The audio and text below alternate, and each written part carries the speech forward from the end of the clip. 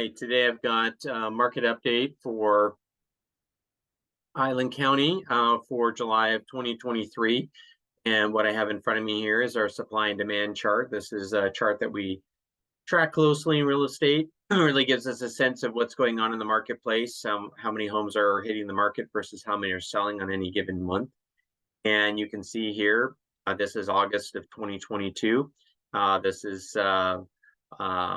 essentially a year ago, and this is July of 2023, the month we just came out of. Just to give you some perspective, this is a 1-year cycle across the bottom. This is how many listings are hitting the market across the side. Active listings are the red bar. Green bar is the number of closings taking place in that same month.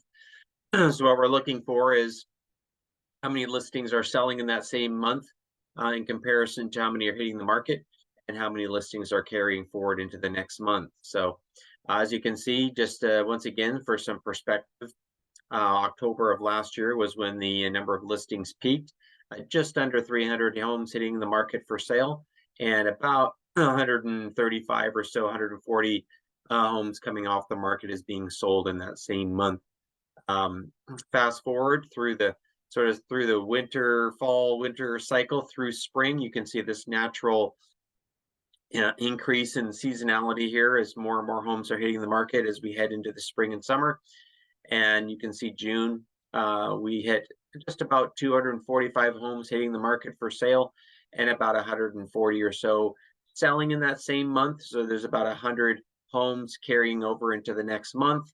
And then you can see July was very similar, just slightly less homes hitting the market, maybe 235 or so hitting the market, and also just slightly less number of homes closing in that same month as well, 120 or so.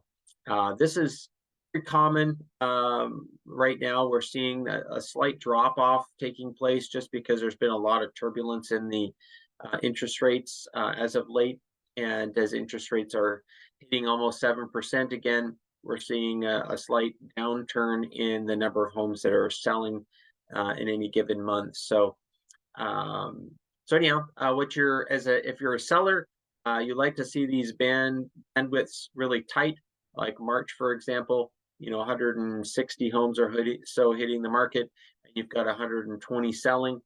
That's a really tight market right there. If you're a buyer, of course, you like to see these bands way far apart from each other. It just means there's lots more choices for you as a buyer.